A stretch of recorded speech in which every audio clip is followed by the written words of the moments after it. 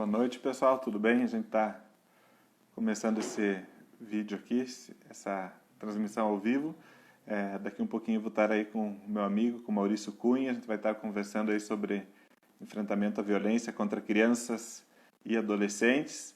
Enquanto isso, eu vou dando um alô para o pessoal que está chegando aí. O Armandão, Adriano. Vou até chamar o Armandão para dar um oi. Faltam uns minutinhos para o Maurício chegar. Esse cara, vamos ver se ele tem condições de aparecer aqui para nós agora. Dá um alô pro pessoal. Grande Armando! Como é que você tá, meu irmão? Eu tô ótimo, graças a Deus. Hoje eu fui no Apesar do dentista, eu tô Corinthians? de boca mole. Então tá bom. Adinho, os meninos, netos, todo mundo bem por aí? Todos bem, graças a Deus. Todos bem, com saúde, felizes. Que bom. E vamos conversar com o Maurício Cunha daqui um pouquinho sobre esse tema aí, que é um tema muito importante, né, Armando? Sem dúvida. E você está bem? A família, tudo bem? Graças a Deus.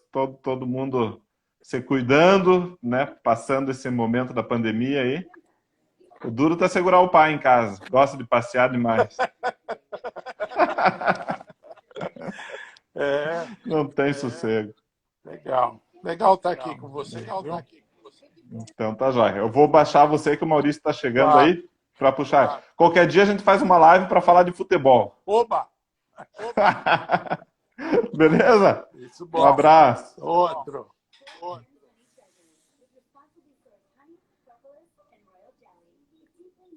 Como é que eu tiro você daqui agora? Agora eu não sei.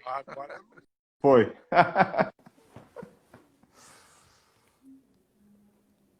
Aí o Vini tá aí, o Gil, o Cícero, um abração para vocês. Só falta o meu convidado chegar. Ainda faltam 2 minutinhos. Bom, para quem... A maioria do pessoal, não sei quantos conhecem o Maurício, ele vai se apresentar aqui um pouquinho. Maurício, a gente tem uma amizade já há muitos anos. Ele sempre teve esse engajamento na área social, um dos fundadores do CAD ali na Fazenda Rio Grande. O CAD se tornou depois, né, uma organização a nível Brasil aí, e ele é o cara que está à frente. Chegou o Maurício para a conversa, vamos chamar ele aqui para nós começar o nosso bate-papo.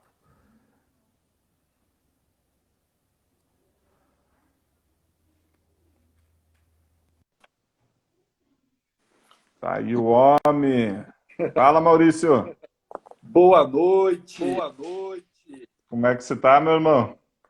Tudo bem, estamos aqui, né? Planalto Central, longe de Campo Largo, saudade de Campo Largo.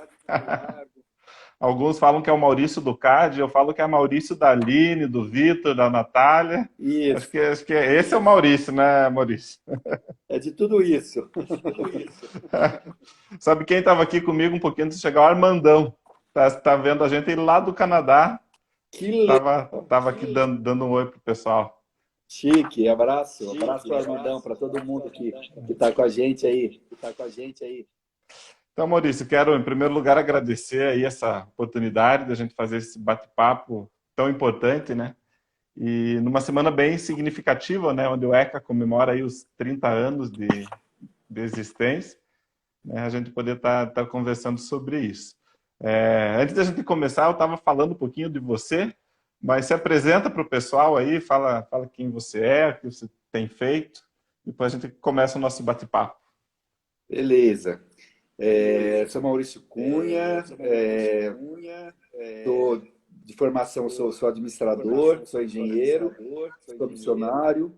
Comecei uma organização missionária que é o CAD, Centro de Assistência e Desenvolvimento Integral, há 25 anos atrás, na Fazenda Rio Grande. O projeto cresceu, se desenvolveu.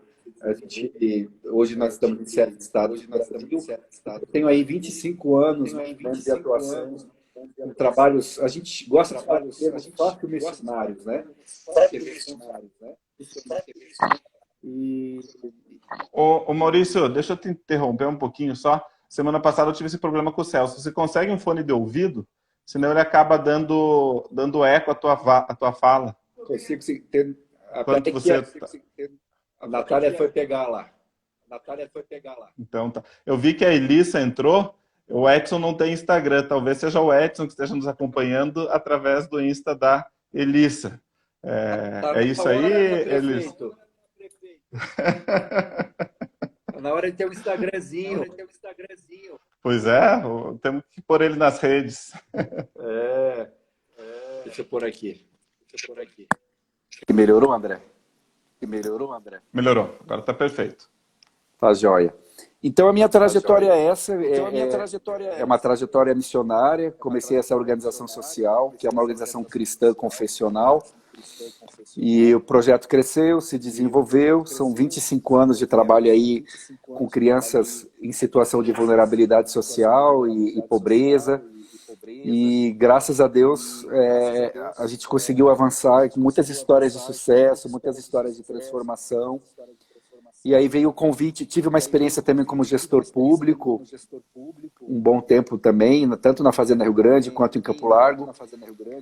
Depois eu trabalhei numa grande organização social também, internacional, cristã. E eu estou me enrolando um pouquinho que está dando um delay, tá? Eu falo e escuto minha voz depois. Mas tá bom aqui, o som tá legal. Tá. E aí, recentemente, há um ano atrás, eu recebi um convite, então, para me unir à equipe do Ministério da Mulher, da Família e dos Direitos Humanos. E hoje eu estou como secretário nacional dos Direitos da Criança e do Adolescente. A minha tarefa é justamente liderar aí a equipe que trabalha com promoção de direitos humanos voltados para a criança e o adolescente. Já é a área que eu atuava, é a área que eu gosto. Eu entendo como uma extensão da minha missão mesmo, do meu ministério, né? Sempre acreditei na importância da gente atuar em políticas públicas.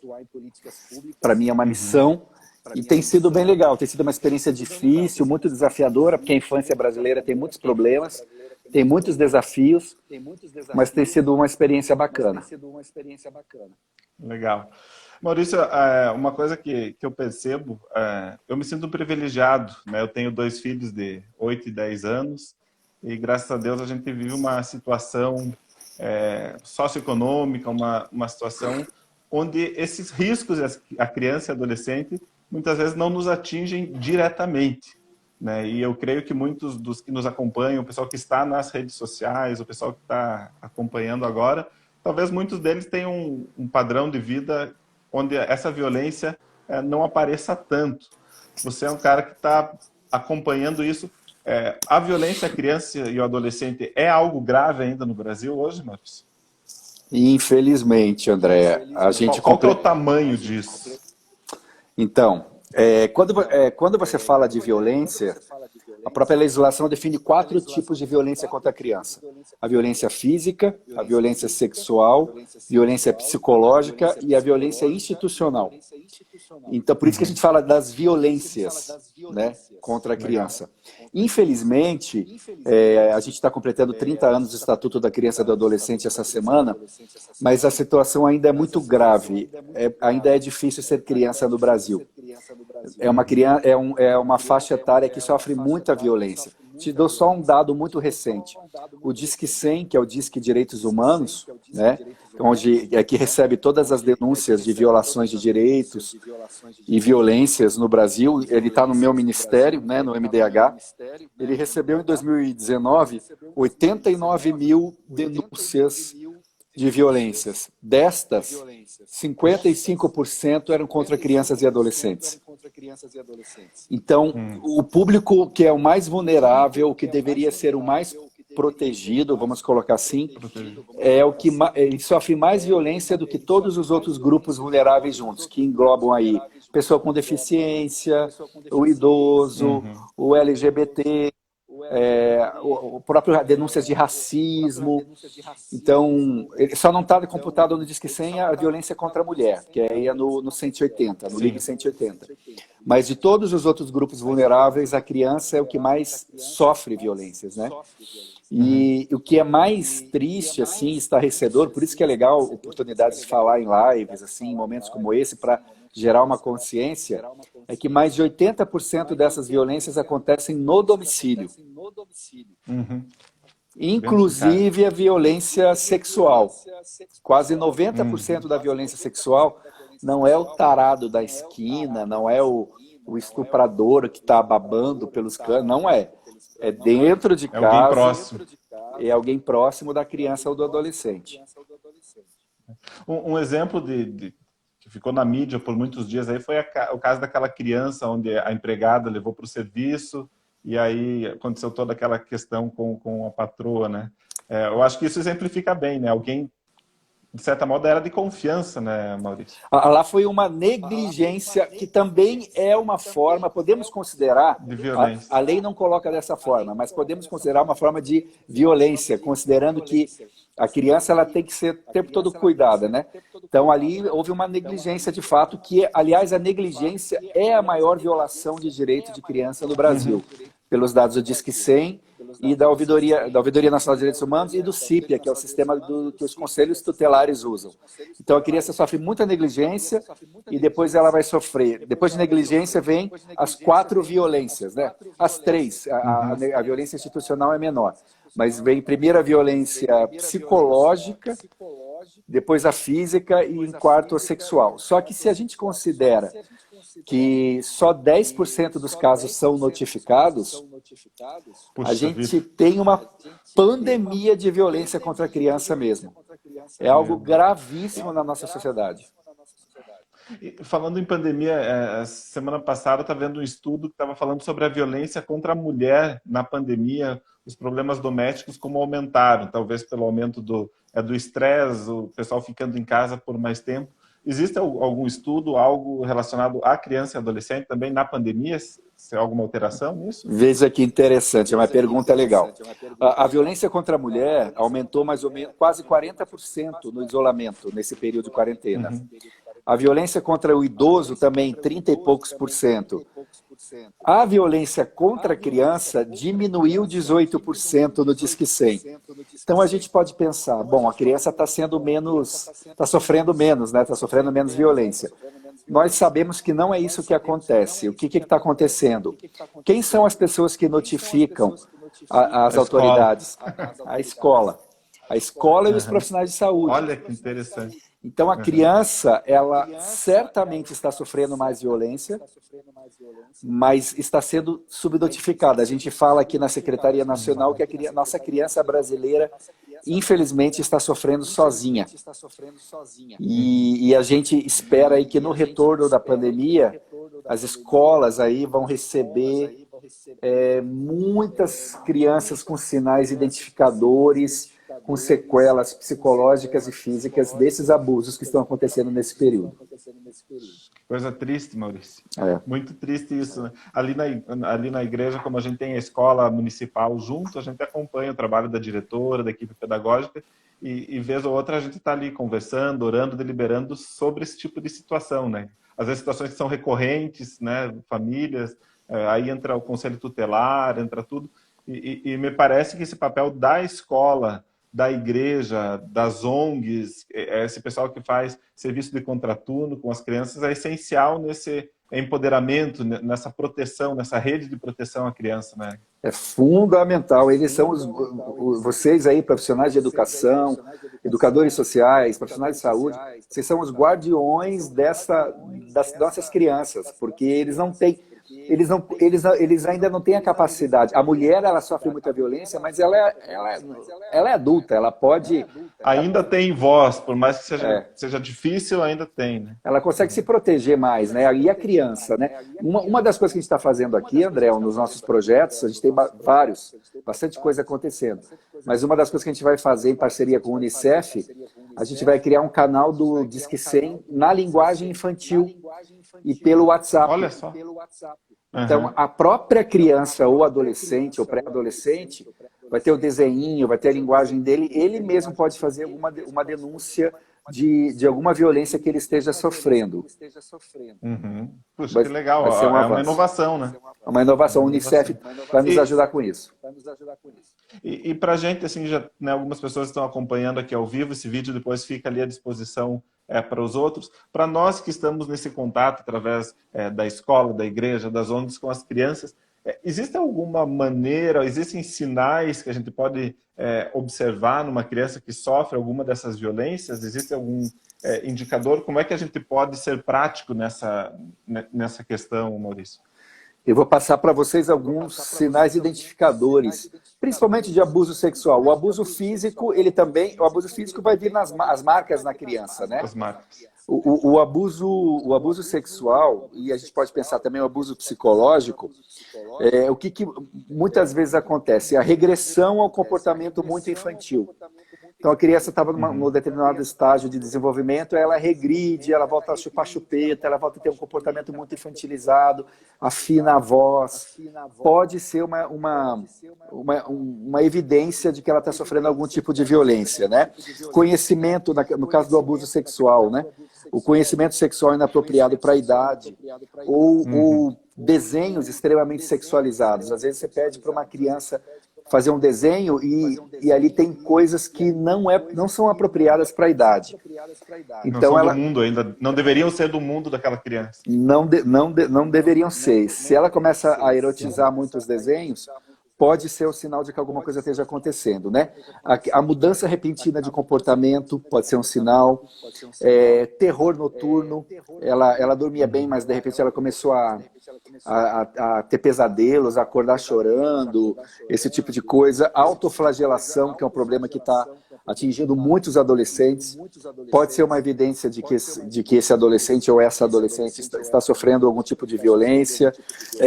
Comportamentos e brincadeiras sexuais inapropriadas, ideias e tentativas de suicídio, enfim, porque a criança ela tende muitas vezes a guardar isso para ela, porque esse tipo de comportamento abusivo contra uma criança gera culpa, vergonha e medo. Então, às vezes a criança vai se sentir culpada e se ela não encontra um ambiente apropriado para se expressar, ela vai guardar isso para ela e vai internalizar aquilo, mas de alguma forma isso vai refletir no comportamento. Quando ela fala, é importante conscientizar o pessoal também disso, ela em 92 a 95% dos casos, as pesquisas dizem, ela está falando a verdade. Entendi. Por que eu estou dizendo isso? Porque tem um mito de que a criança inventa, de que a criança imaginou, é coisa da cabeça dela, e não é.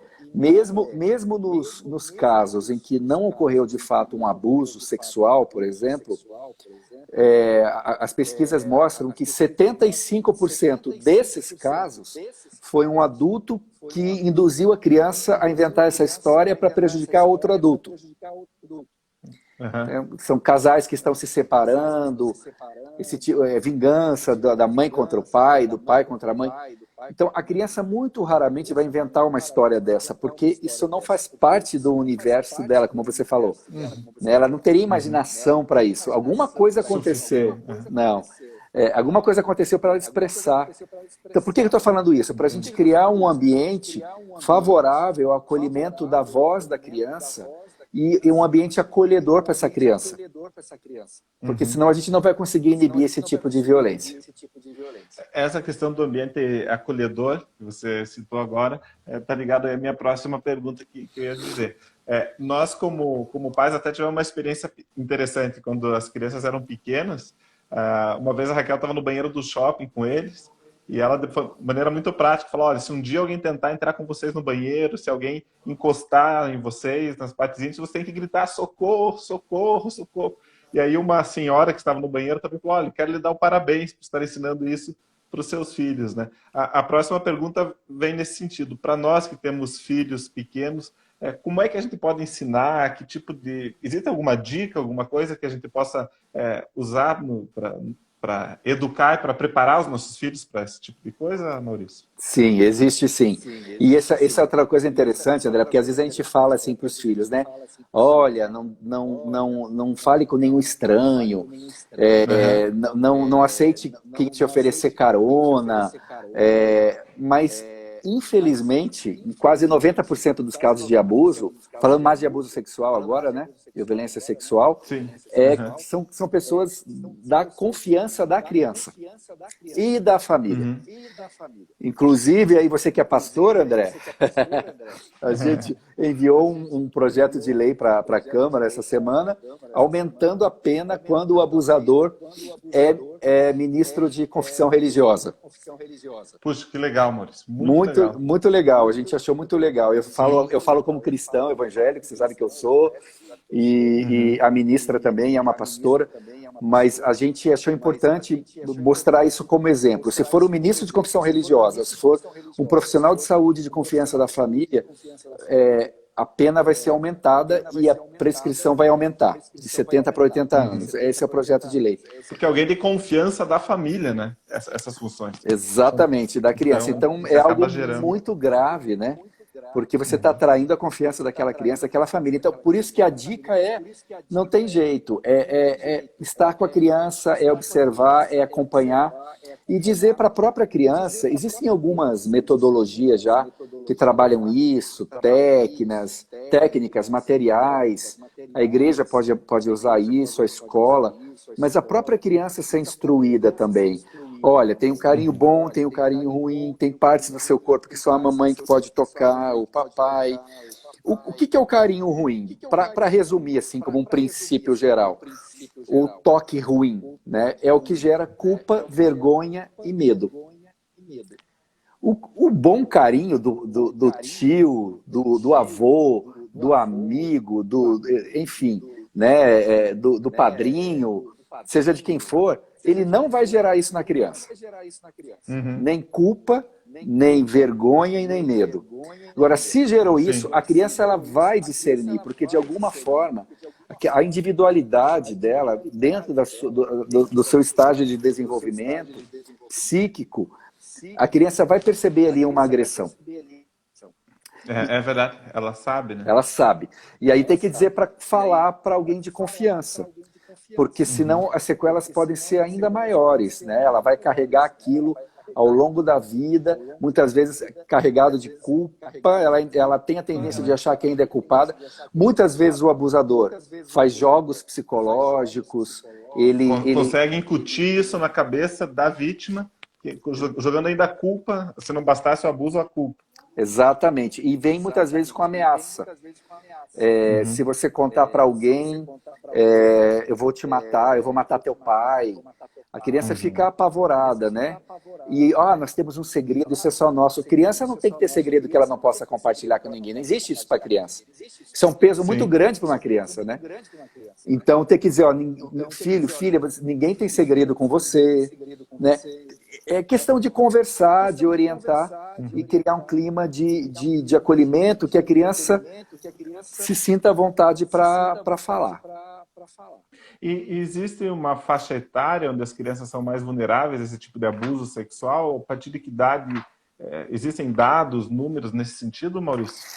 Eu tenho, André. Eu tenho aqui, deixa eu buscar aqui, que são muitas Desculpa, informações. eu não tinha te falado dessas perguntas, mas é que vai surgindo e a gente vai pensando, né? Não, isso como aí é que isso que acontece e a partir de que idade, porque a gente vê cada absurdo, né? Isso é o meu trabalho. Olha, infelizmente, os abusos... Eu vou falar umas coisas meio estarrecedoras aqui.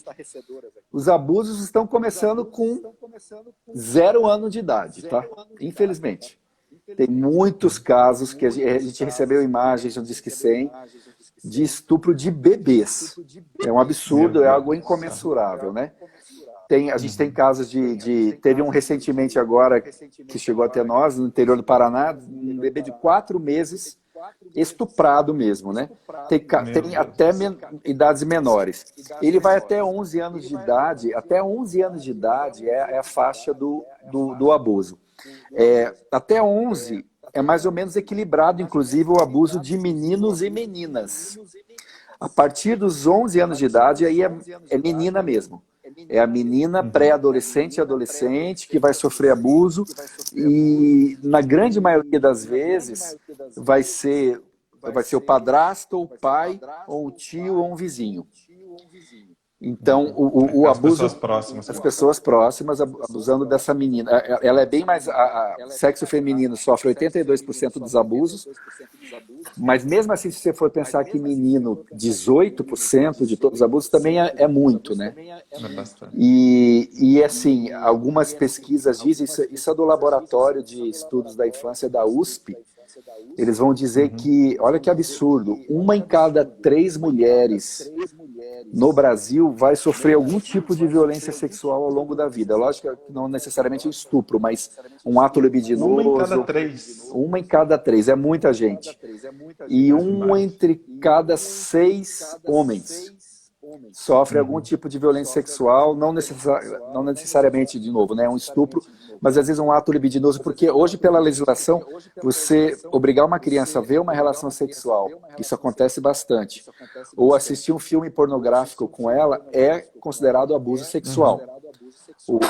O abuso sexual não é só a conjunção carnal. Sim. Então isso é muito importante a gente esclarecer. E também é importante esclarecer que qualquer ato libidinoso ou conjunção carnal com pessoa menor de 14 anos é estupro. É cadeia. Às vezes é namorico, estão namorando, a menina consentimento. Menos de 14 não tem conversa, né, Maurício?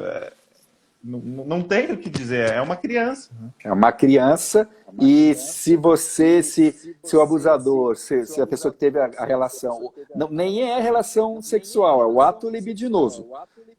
Sim. Uma masturbação, algo assim, já é considerado, é crime.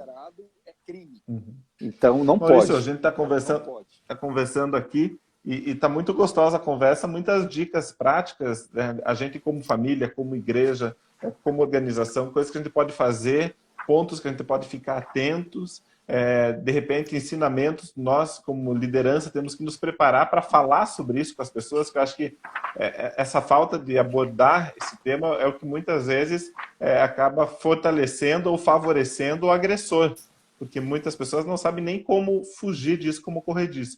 Agora você que está aí no poder dos poderes, você que está em cima, como é que como ministério, você já falou algumas ações, já deu alguns exemplos para a gente, né, de algumas ideias que estão vindo, tem algo a mais, tem algum projeto nesse sentido de cuidado com as nossas crianças? Aí descendo um pouquinho mais, a nível estadual, a nível municipal, quais são algumas ideias, algumas políticas que poderiam ser implantadas, mesmo em relação aos conselhos tutelares, né? Como é que a gente pode melhorar esses dados, não para melhorar números, mas para proteger as nossas crianças? Aí pensando politicamente, né? O que pode ser feito e o que está sendo feito? Vamos lá. Dá para fazer bastante coisa. Tem ações educativas de sensibilização, de mobilização da comunidade. Mas deixa eu começar por uma parte muito importante, que é a ampliação e divulgação dos canais de denúncia. Porque como a maior parte das violências são dentro de ambientes, né, dentro do domicílio, por exemplo, como que a gente vai fazer? Não tem uma câmera, o Estado não pode entrar lá dentro e botar uma câmera na casa de todo mundo. Então, você tem que conscientizar a sociedade, os professores sobre sinais identificadores, os profissionais de saúde. A gente fez agora um acordo de cooperação técnica com o CFM, Conselho Federal de Medicina. Todos os médicos do Brasil eles vão ter um acesso, um número, que nem tem o Disque 100, eles vão ter um número só para eles que vai fazer a denúncia direta para um atendente especializado de casos de violência. Desburocratizar, simplificar a denúncia. Exatamente. E quanto mais a sociedade conhecer o Disque 100, gente, qualquer denúncia de violência, violação de direitos humanos, Disca 100, 100, é de graça, é 24 horas por dia. O Disque 100 melhorou muito, ele em média demorava 40 minutos, 50 minutos para uma ligação ser atendida, agora está uma média de 20 a 30 segundos, são mais de 400 atendentes. Eu conheço a central de atendimento do Disque 100, fica aqui no entorno do Distrito Federal. O atendente é treinado para receber a denúncia, ele vai classificar, dentro do bem jurídico tutelado que a gente fala, tem uma taxonomia, dependendo do risco da gravidade, ele vai mandar para o conselho tutelar ou vai para conselho tutelar e delegacia já de polícia mais próxima, ou vai para conselho tutelar, delegacia de polícia e Ministério Público. Então, ele é Isso é treinado. muito importante, Maurício, porque às vezes a pessoa que está sofrendo a violência, ela não esquece para que número liga, para quem. Então, ligando para o Disque 100, automaticamente os mecanismos vão ser acionados. A ouvidoria é obrigada a dar encaminhamento. Ela não vai represar, não pode, porque o Ministério Público também está de olho no que a ouvidoria faz com as denúncias. Ela é obrigada a dar encaminhamento.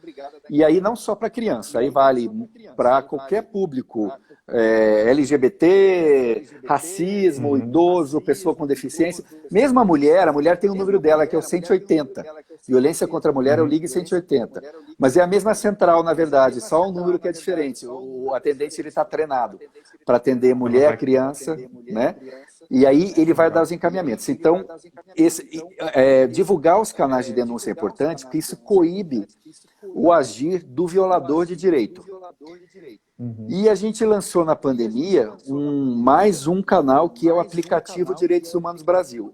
Então hoje, qualquer um de vocês pode baixar aí no seu celular, de graça, Android ou iOS, Direitos Humanos Brasil. Você pode fazer a denúncia gratuitamente, não precisa ligar, porque como é que uma mulher ia ligar na frente do seu agressor, né? Na pandemia, numa quarentena.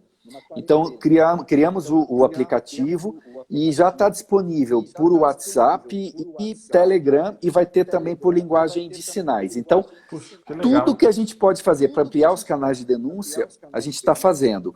E aí os municípios têm um papel muito importante, a igreja pode ajudar a divulgar isso, a escola, né? É uma coisa que funciona, isso já é uma política de Estado, né? E fora a questão da denúncia, que é muito importante, você tem as ações de formação, tanto das próprias crianças, tem muitos materiais já, André, isso aí, até se você der no Google aí, vai aparecer a Igreja Metodista desenvolveu um material super bom de orientação para as crianças em escola bíblica dominical sobre esse tema. Tem muitas organizações sociais que fazem isso também. Dá para adaptar esses materiais, né? E a orientação às famílias também, né? De conscientização, o pai, a mãe. Muitas vezes o abusador é alguém acima de qualquer suspeita, então as famílias precisam saber, não tem ninguém acima de qualquer suspeita, infelizmente.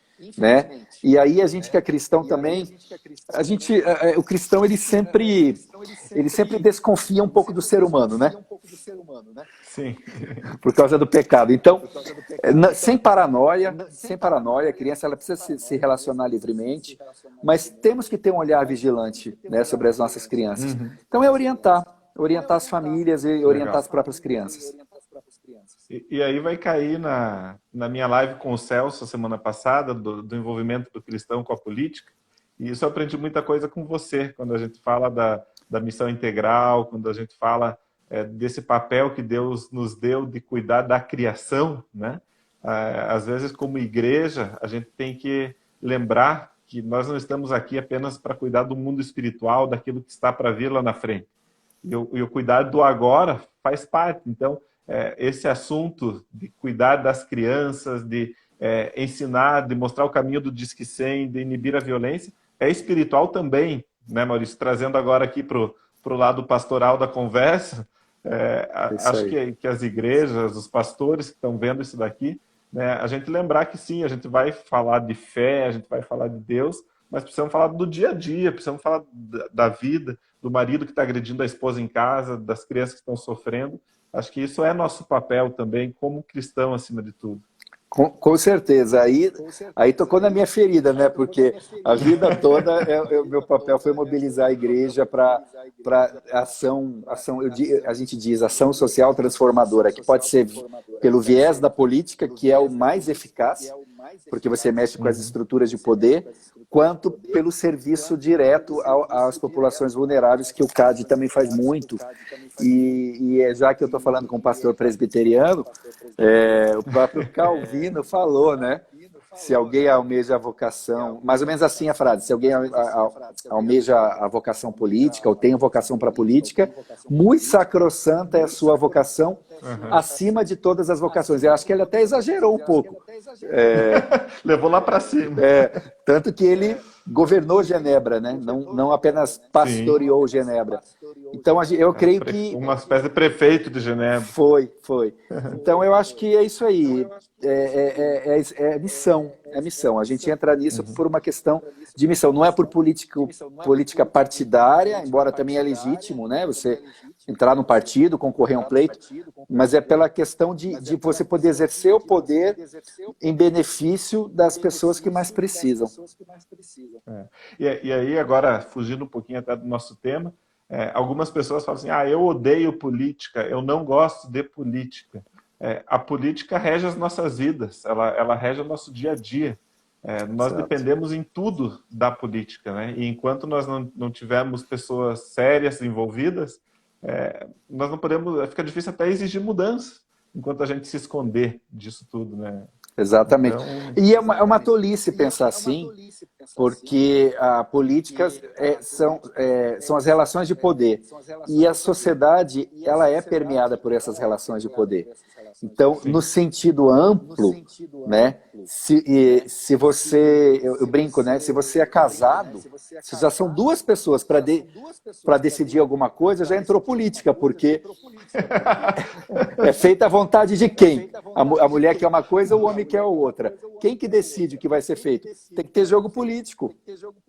Vai negociar. É elas que mandam, a verdade é essa. Mas assim, você cede um pouco para ganhar depois, né? Tem que ter uma negociação. Então a política está nas relações humanas. Logicamente que existe toda uma questão da corrupção na política e tal. Mas aí para o pessoal que fala isso, eu digo,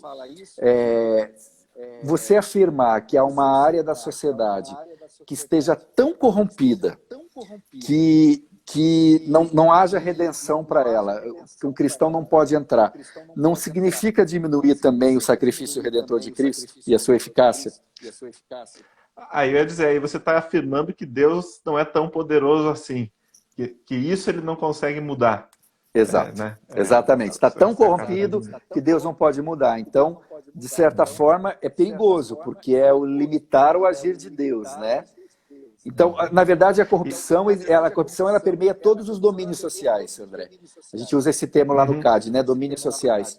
A família, a ciência, todos.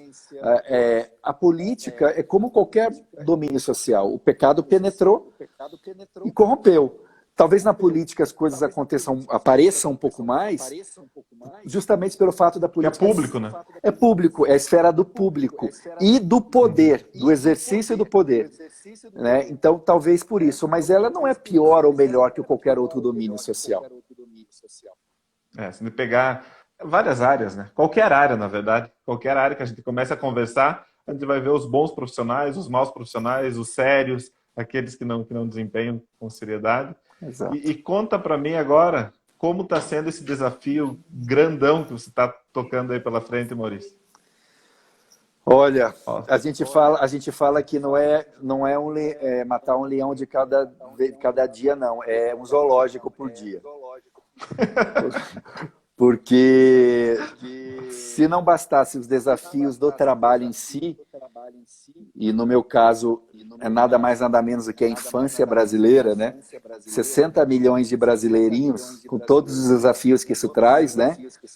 A gente tem os desafios da oposição, de uma imprensa que não é muito... Aqui não estou criticando nada, estou falando genericamente. Só um parênteses. Quando você achou que estava terminando a infância com o Vitor e a Natália indo para a adolescência, você assumiu aí cuidar das crianças do Brasil todo. Tá bom para você ou não? Pois é, 60 milhões. Mas na minha pasta está a adolescência também. Inclusive, por exemplo... Vai mais um pouco, então. Toda a parte dos adolescentes em conflito com a lei, que é o SINASE, o Sistema Socioeducativo, também é na minha área, na minha pasta. Né? Nós temos aproximadamente 23 mil adolescentes em meio fechado por crimes. Então, toda essa parte também é ali com a gente. Então, são muitos desafios, mas ao mesmo tempo é muito legal, porque a gente vê a possibilidade de fazer diferença mesmo na vida das crianças. Hoje a gente tem uma equipe muito bacana lá na secretaria, são mais ou menos 50 pessoas, é uma bagagem, uma aprendizagem a cada dia. Amanhã de manhã eu vou para Imperatriz, no Maranhão, também é um outro mundo, é uma outra bagagem, é uma outra realidade que a gente está trabalhando, e você poder trabalhar para salvar vidas, né? Implementar políticas públicas, fazer diferença. Então tem valido a pena. E a gente tem, por exemplo, na minha área lá, 17 projetos estratégicos. Então, você vê a possibilidade que tem de fato fazer a diferença. Vou citar o exemplo de um projeto só, para o público ter a ideia assim, do que eu estou falando. Um dos nossos projetos que eu mais gosto, né, que a gente está trabalhando, é a implementação dos Centros de Atendimento Integrado de Defesa, Centros de Acolhimento Integral de Crianças e Adolescentes, vítimas de violência. É mais ou menos que nem tem a Casa da Mulher Brasileira, vai ter a Casa da Criança Brasileira. Então, num único espaço, fica aí o desafio para o prefeito futuro de Campo Largo. Aí, ó. Num único espaço vai ter todos os profissionais necessários para dar o atendimento completo para a criança, porque hoje uma criança que sofre uma violência, um abuso, por exemplo, olha que absurdo, para se cumprir o ciclo de responsabilização, ela tem que repetir o que aconteceu com ela de 8 a 10 vezes. Ela é muito revitimizada. Sim, praticamente Então, esse projeto vai ter num único ambiente todos os profissionais, o depoimento vai ser a escuta protegida, que a gente fala, ela vai falar, vai ficar gravado, e todos os profissionais vão ter acesso àquele depoimento, aí vai ter a parte da saúde, o conselho tutelar, o psicólogo do CRAS, do CREAS. Então, é um projeto bem interessante, já tem alguns municípios no Brasil que trabalham isso, mas nenhum deles é completo, nenhum deles é o que a gente acha que tem que ter. Então é um dos projetos que a gente está fazendo aqui, vai ter toda a normativa, como que faz para implementar, para os municípios que quiserem. Então, quando a gente olha o resultado do trabalho... Aí precisa vir para Campo Largo isso daí. Precisamos trazer para cá. Os futuros vereadores e prefeito aí, ó, pensarem isso. Então, assim, quando a gente vê que a coisa anda, a gente aguenta tudo que a gente apanha da imprensa e dos opositores. Maurício, eu sei que teu tempo é bem concorrido. Quero te mandar uma última pergunta, um último tópico para a gente abordar aqui antes de partir para o final. Escola em tempo integral e atividades de contraturno escolar. Quão importante é isso e quanto que isso pode ajudar nesse enfrentamento aí à violência contra a criança e adolescente? Importantíssimo. Porque, inclusive, você está indo até longe demais, André, porque a gente está preocupadíssimo com a evasão escolar mesmo. A escola tempo nenhum, que tende a aumentar muito no pós-pandemia. E quanto mais a criança está na escola, protegida, né, cuidada, se alimentando, a vulnerabilidade dela diminui. Quanto menos escola, está comprovado isso, mais ela vai estar sujeita às diversas formas de violência. Inclusive tem estudos ligando evasão escolar com letalidade infanto-juvenil, que é um problema no Brasil. Como é que a gente combate a letalidade, que é o assassinato de crianças e adolescentes? Não é um problema, interessante que não é um problema de segurança pública, não é só, né, de segurança pública. O Unicef recomenda escola integral, porque ela não vai ser cooptada pelo tráfico. Então tem uma série de implicações. Criança não estando na escola, ela tende no caso das comunidades mais pobres, né, a voltar para o trabalho infantil, que é uma forma de exploração que o ECA condena. Criança, menos de 14 anos, ninguém pode trabalhar no Brasil. Criança tem que estar na escola e brincando.